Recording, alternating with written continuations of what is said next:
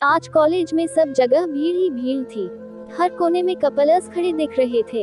होते भी क्यों नहीं, आज का दिन ही वैसा ही था। आज वैलेंटाइन डे था। सब लोग अपनी अपनी गर्लफ्रेंड्स के साथ बिजी थे।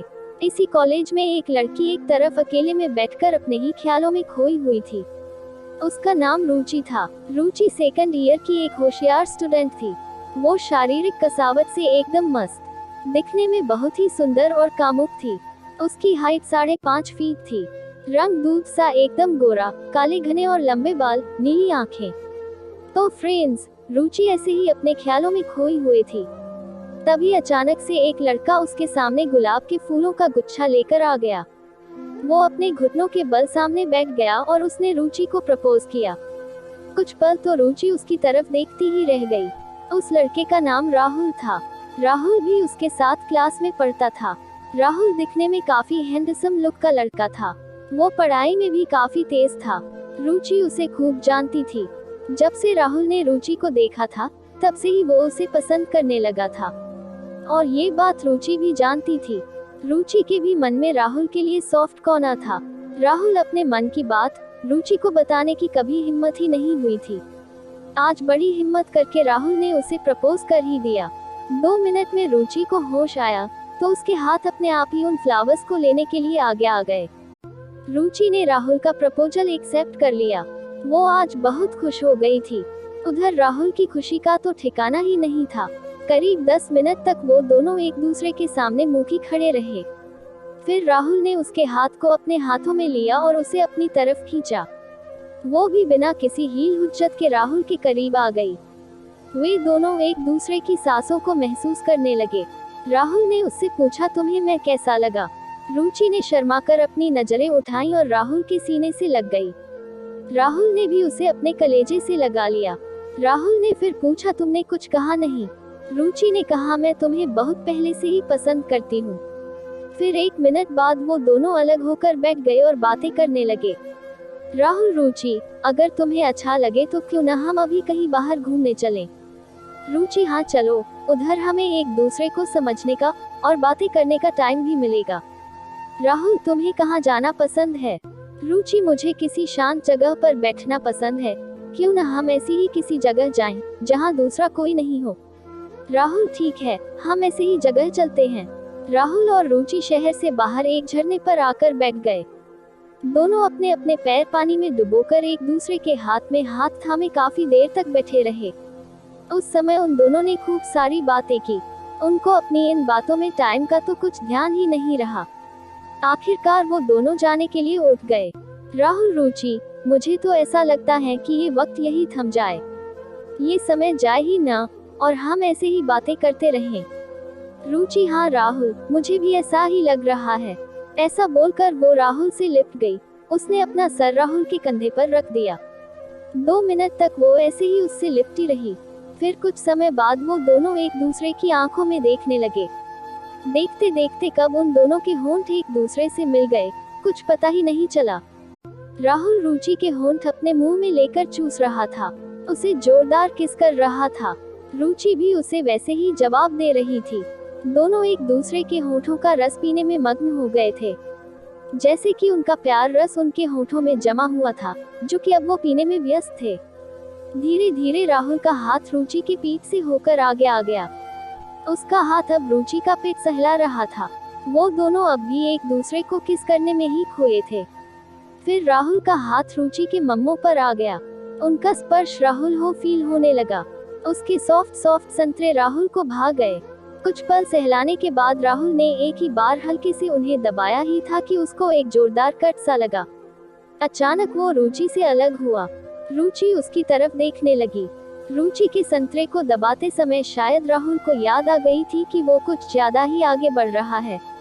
आज ही उसने रुचि को प्रपोज किया और आज ही ये सब करना सही नहीं है। रुचि उसके बारे में क्या सोचेगी?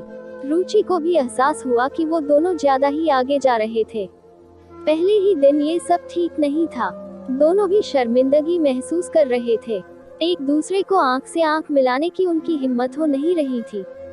राहुल, मुझे लगता है अब हमें निकलना चाहिए, बहुत देर हो गई है।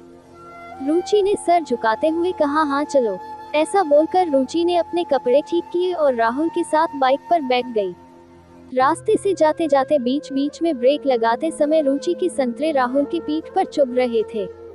इससे राहुल का पप्पू जागने लगा था। रुचि को भी इस हरकत का पता चल रहा था। उसे भी आज जरा अजीब ही फील हो रहा था, पर थोड़ा थोड़ा मजा भी आ रहा था। आज पहली बार उसके निजी अंग को किसी ने छुआ था। ऐसा करते करते रुचि का घर नजदीक आ गया।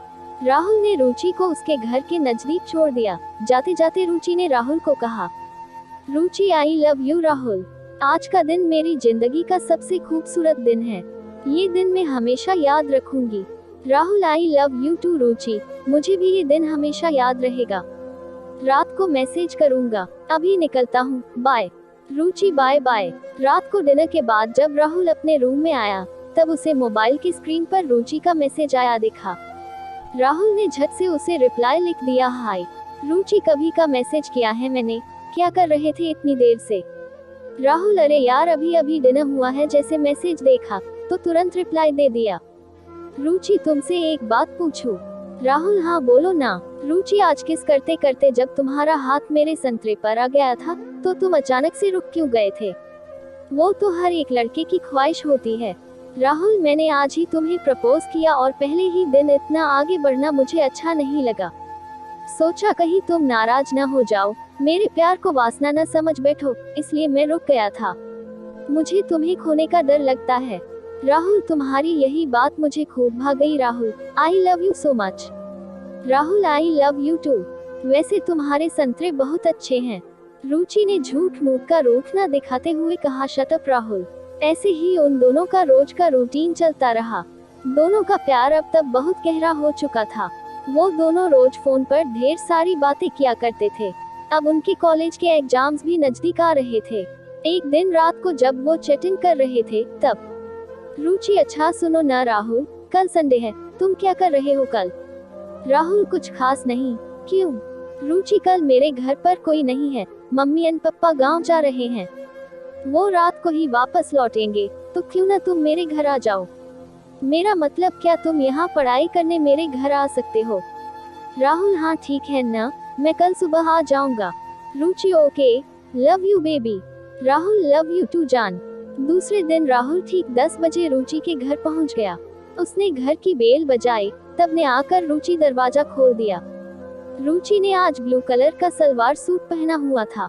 वो उन कपड़ों में कयामत सी लग रही थी, मानो कोई चांद का टुकड़ा ही नीचे आ गिरा हो। राहुल तो दरवाजे से ही उसे देखता रह गया। उसको अंदर जाने का ध्यान ही नहीं रहा। इतने में रुचि ही बोल पड़ी, रुचि, राहुल, अंदर आने का इरादा है या नहीं, या उधर से ही मुझे देखते रहोगे? राहुल को एकदम से होश आया। वो रुचि के साथ अंदर चला गया। रुचि ने उसे बिठाया और उसके लिए पानी ला कर दिया। उन दोनों में कुछ देर इधर उधर की बातें हुई।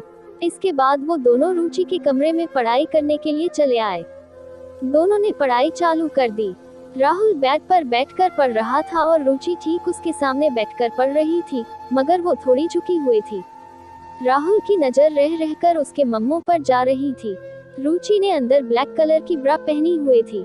उसमें कैद उसके 28 के संतरे मानो बाहर आने को बेताब थे और राहुल को चुनौती दे रहे थे।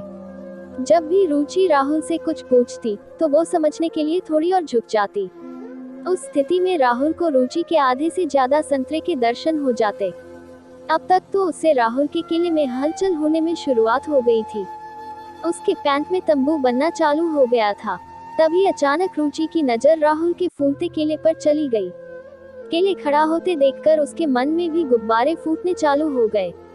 राहुल अब रुचि के आंखों में देखे जा रहा था और रुचि भी उसकी आंखों में डूबी हुई थी। धीरे धीरे कब वो एक दूसरे के नजदीक आ गए, उन्हें ही नहीं पता चला। तो दोस्तों, ये थी आज की हमारी कहानी। आपको कैसी लगी कमेंट करके हमें जरूर बताएं। वीडियो को लाइक कर दीजिए और पहली बार चैनल पर आए हैं तो चैनल को सब्सक्राइब कर लीजिए। धन्यवाद।